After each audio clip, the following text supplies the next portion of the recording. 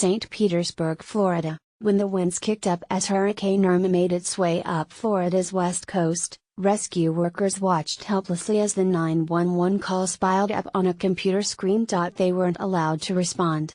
Winds were so high that emergency services in many areas were suspended to protect the rescuers. "It just stinks. You're sitting here not be able to do your job," said Billy Johnston, a firefighter paramedic with St. Petersburg Fire Rescue. "And we got into this job to help people. It's a helpless feeling, but we have to look out for our safety. If we go out, we potentially create another emergency, and people have to come and help us," added his colleague David Owens, a firefighter EMT.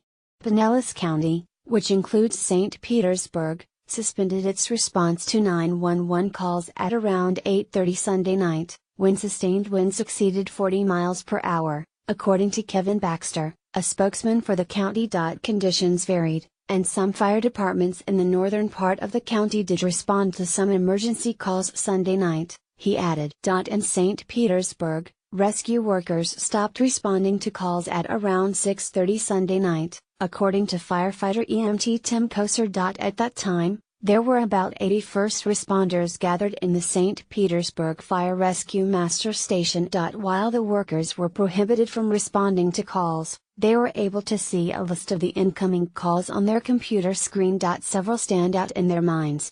For example, Owens said there were 4 cardiac arrests all at one time, and there was also a 12-year-old who was having trouble breathing.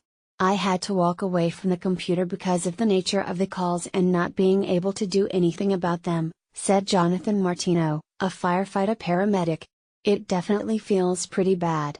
People are hurt right now." As the storm raged Sunday night, the St. Petersburg first responders slept in shifts. The ones who were awake watched the Seahawks-Packers football game and played cards and dominoes. Occasionally they ventured out onto a balcony with a roof to experience the wind and rain firsthand. Many nervously called and texted their spouses, anxious to make sure they were safe during the storm. "I was calling and texting my wife and she didn't answer and I was freaking out," said Martino, whose wife was at home with their 2-month-old and 4-year-old children.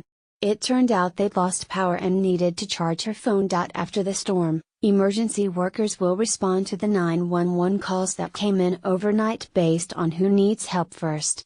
We're chomping at the bit," said Thomas Enright, a firefighter paramedic.